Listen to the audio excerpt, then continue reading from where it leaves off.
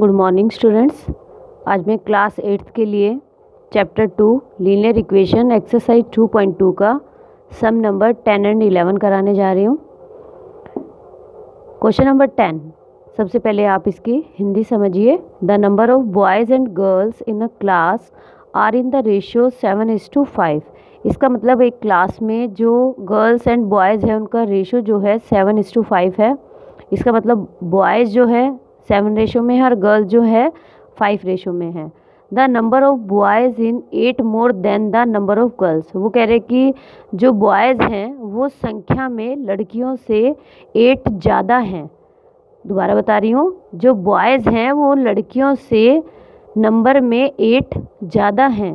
What is the total class strength. इसमें आपको क्या बताना है, क्लास की टोटल स्ट्रेंथ बतानी है। अब सबसे पहले तो आपको total strength it means class में कितने स्टूडेंट्स हैं आपके। तो स्ट्रेंथ के लिए आपको क्या करना पड़ेगा, सबसे पहले बॉयज़ एंड जो गर्ल्स हैं उनकी आपको जो है क्वांटिटी पता होनी चाहिए या उनकी संख्या न्यूमेरल में पता होनी चाहिए। तो आप अगर उनकी संख्या निकाल लेंगे तो टोटल करने के बाद उनकी क्लास की टोटल स्ट्रेंथ आपकी आ जाएगी। तो मैंने आपको पहले जो वीडियो थी उसमें भी मैंने बताया था कि जो रेशो है, रेशो को आप सबसे पहले अगर दिया हो तो क्या मान लेंगे, x। अगर आपको रेशो इस तरह से दिया हो और आपको जो संख्या बतानी हो तो बॉयज़ एंड गर्ल्स को, तो आप क्या मान लेंगे, सबसे पहले let ratio of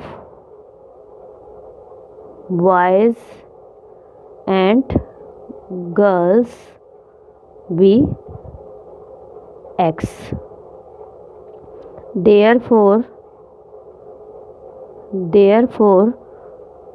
number of boys and girls equal to 7x और 5x। इसका मतलब जब हमने इसको रेशो को x मान लिया तो जो रेशो है वो x से क्या हो जाता है, मल्टीप्लाई। तो बॉयज़ की जो क्वांटिटी आपके पास आ गई वो आ गई 7x और गर्ल्स की क्या आ गई 5x। अब देखिए अकॉर्डिंग टू क्वेश्चन वो ये कह रहा है कि जो नंबर ऑफ बॉयज़ है 8 more than the number of girls. तो आप पहले इक्वल का साइन लगाएं और 7x क्या है आपका बॉयज़ और 5x क्या है आपका गर्ल्स। अब वो कह रहे हैं जो बॉयज़ हैं वो 8 ज़्यादा हैं, ठीक है। तो आपको क्या करना है, जब हम किसी भी दो थिंग्स या किसी भी मैटर, किसी भी मतलब मेल फीमेल या कोई भी ऐसी जो पर्टिकुलर थिंग्स हैं उनको जब हम कंपेयर करते हैं तो हम देखते हैं कि वो दोनों इक्वल कैसे हो सकती हैं। अब जैसे 7x जो बॉयज़ है वो 8 मोर देन है तो गर्ल्स से है वो, तो अगर ये ज़्यादा है तो हम किसको ज़्यादा कर दें, अगर हम गर्ल्स को ज़्यादा कर दें तो क्या ये दोनों जो नंबर्स हैं बॉयज़ एंड गर्ल्स के रेशो के वो क्या हो जाएंगे, दोनों इक्वल। अब आप कहेंगे कि ये इक्वल क्यों किया, क्योंकि और हमारे पास इस क्वेश्चन में कोई भी ऐसा डाटा नहीं है जिससे हम इस क्वेश्चन को सॉल्व कर सके। तो हम क्या करते हैं, जब दो थिंग्स कंपेयर हो गई या मेल फीमेल या कोई भी डाटा कंपेयर हो गया तो उसमें हम अगर जो बड़ा है, अगर वो एक्चुअल में बड़ा है तो हम दूसरे को क्या कर देते हैं, या तो प्लस कर दें या माइनस, ऐसा कुछ चीज़ क्वेश्चन में है तो आपको उसको समझ के करना है। तो ये अगर 8 मोर देन था तो मैंने गर्ल्स की जो स्ट्रेंथ थी उसको क्या कर दिया, 8 मोर देन। इससे हमारा दोनों डाटा जो है इक्वल हो गए। अब देखिए यहाँ से एक आपकी ये क्या बन गई, इक्वेशन आपको पता ही है, ये टर्म्स ये भी टर्म्स और इक्वल का साइन, तो ये आपकी क्या होती है, इक्वेशन। अब हम इसको सिंपल सॉल्व कर सकते हैं। ये हमारा इधर आ जाएगा, 7x में से 5x अगर माइनस करोगे तो क्या आ जाएगा आपका 2, x की वैल्यू कितनी आ गई आपकी 4, तो x की वैल्यू यहाँ से आ गई आपकी 4। इट मीन्स जो x माना था आपने, बॉयज़ एंड गर्ल्स का जो रेशियो था वो आपका क्या आ गया 4। अब क्या निकालेंगे, number of boys equal to 7 multiply 4 equal to 28। Number of girls equal to 5 multiply 4 कितना आ गया 20। टोटल स्ट्रेंथ आपकी कितनी आ गई, total strength of class equal to boys and girls का टोटल। तो ये आ गया आपका आंसर।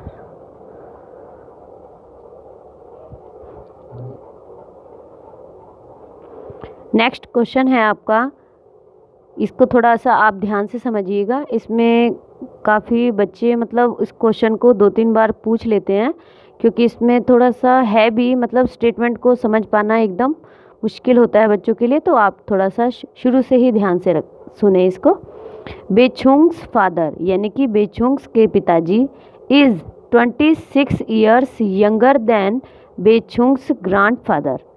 तो वो कह रहे हैं कि बेचुंग के जो पिताजी हैं वो बेचुंग के दादाजी से 26 ईयर्स क्या हैं, जवान हैं।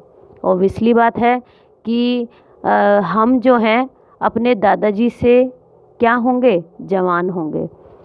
अब देखिए फिर वो कह रहा है एंड 29 ईयर्स ओल्डर देन बेचुंग। तो वो कह रहा है कि जो बेचुंग के पिताजी हैं वो बेचुंग से 29 ईयर्स ओल्ड हैं। इट मीन्स ये भी बात सही है, जो हमारे पिताजी हैं वो हमसे क्या होंगे, ओल्डर ही होंगे, यानी कि बड़े होंगे। The sum of the ages of all of 3। इसका मतलब पहले तो हमें इस जो स्टेटमेंट है इसको समझ करके इसको क्लियर करना है। जब यहाँ से हमें तीनों की एज पता लग जाएगी तो इन तीनों का एज जो है उसको हमें क्या कर देना है, प्लस। जब हम प्लस कर देंगे तो वो कह रहा है कि वो किसके इक्वल आना चाहिए, 135। तो तीनों को हम पहले निकाल करके फिर इक्वल टू रखेंगे 135। What is the age of each one of them. तो इससे आपको बेचुंग, उनके पिताजी और उनके दादाजी तीनों की एज आपको बतानी है। तो सबसे पहले देखिए हमें यहाँ पर एक पजल के रूप में दिया है ये क्वेश्चन। तो हमें सबसे पहले ये देखना है कि क्या हमें इस क्वेश्चन में नहीं पता। देखिए यहाँ पर बेचुंग के पिताजी की बात हो रही है कि वो अपने पिताजी से यंग हैं और लेकिन अपने बेटे से क्या हैं, ओल्डर हैं। तो इसमें देखिए ना तो आपको दादाजी के बारे में कुछ पता और ना ही आपको बेचुंग के बारे में पता। तो इट मीन्स यहाँ पर 3 मेंबर हैं, 3 मेंबर हैं, जैसे 3 मेंबर हुए। ये क्या है, ग्रैंडफादर, और यहाँ पर क्या है, फादर, और ये हो गया आपका बेचुंग। तो GF ग्रैंडफादर हो गया और F फादर हो गया और B फॉर बेचुंग। तो हमें जो नहीं पता, ये दादाजी, ये पिताजी और ये पोता। तो सबसे पहले हम क्या मान लेंगे, let Bechung's age equal to X years.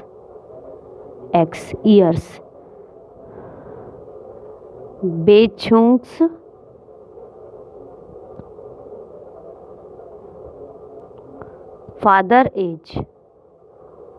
Fathers age equal to क्या हो जाएगी। अब देखिए जो पिताजी कह रहे हैं कि वो उससे कितने ईयर्स ओल्डर हैं, 29।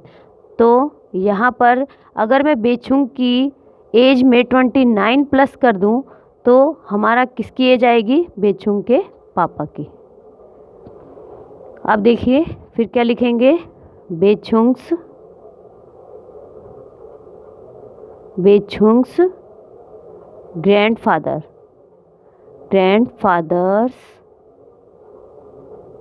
Fathers age equal to.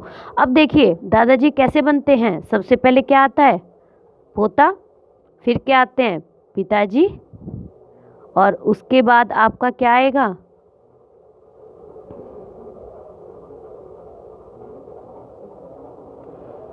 देखिए अब बेचुंग के ग्रैंडफादर्स यानी कि जो उनके दादाजी हैं उनकी एज कैसे निकलेगी। अब देखिए यहाँ पर पोता और पिता तो मिल ही गए। अगर मैं इसमें क्या कहते हैं, वो कह रहे हैं कि बेचुंग जो अपने पिताजी से 26 है, तो 26 और अगर ऐड कर दूँ तो तीनों की ऐड करके जो है वो क्या बन जाएंगे, उनके दादाजी। दोबारा समझ लीजिए ये। सबसे पहले बेचुंग की एज हमने मानी x ईयर्स। बेचुंग के पिताजी बेचुंग से कितने ओल्ड हैं, 29। तो बेचुंग की एज में 29 और ऐड कर देंगे तो उनके पिताजी की आ जाएगी। अब जैसे अब पिताजी आ गए तो पिताजी अपने पिताजी से कितने हैं, 26। तो अगर मैं 26 को और प्लस कर दूँ तो किसकी एज आ जाएगी, दादाजी की। तो अभी आप इसको सोल्व कर लो। 9 6 15 कैरी 1 एंड ये आ गया आपका दादाजी की एज। अब देखिए अकॉर्डिंग टू क्वेश्चन आपको क्या करना है, तीनों को प्लस कर लेना है। x प्लस 29 और x प्लस 55 वो किसके इक्वल हो जाएगी आपके। अब यहाँ से x कितना आ जाएगा आपका, 3x और 9 और 5 14 कैरी 1 3 5 8 इक्वल टू 135। अब नेक्स्ट यहाँ पे देखिए 3x plus 84 equal to 135। 3x equal to 135 minus 84 कितना आ जाएगा यहाँ पे, 3x इक्वल टू 5 में से 4 1 और 13 में से 8 आपका क्या आ जाएगा 5। x इक्वल टू 51 अपॉन 3 कितना आ जाएगा ये 17। तो x इक्वल टू कितना आ गया आपका 17 ईयर्स।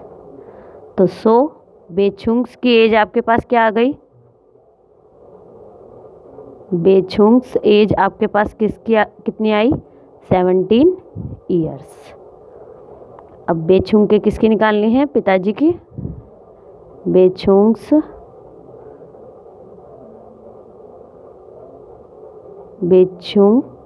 फादर्स एज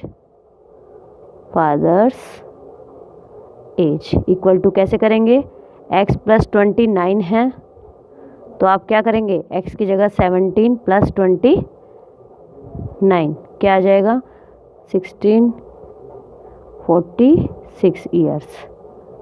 अब किसकी निकालेंगे, बेचुंग्स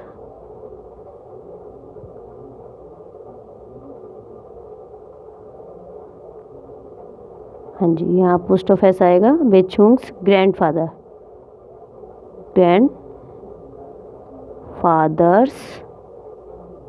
एज इक्वल टू क्या आ जाएगा आपका, x प्लस 55 है तो क्या करेंगे 17 प्लस 55। सीधा डायरेक्टली 55 में 10 प्लस करेंगे 65, 65 में 7 प्लस करेंगे तो क्या आ जाएगा 72 ईयर्स। इसी से आपके बहुत इम्पोर्टेंट क्वेश्चन है ये स्टूडेंट्स को ईजिली समझ में भी नहीं आता है। आई होप आपको ये समझ में आ गया होगा। बस आपको क्या कंसेप्ट रखना है, ग्रैंडफादर, फादर एंड जो आपके इसके बेचुंग्स हैं, जो पोता है तो दादाजी, पिताजी और पोते, इनका रिलेशन आपको माइंड में रखना है जिससे कि आपको ये क्वेश्चन अच्छे से समझ में आ जाए। Thank you.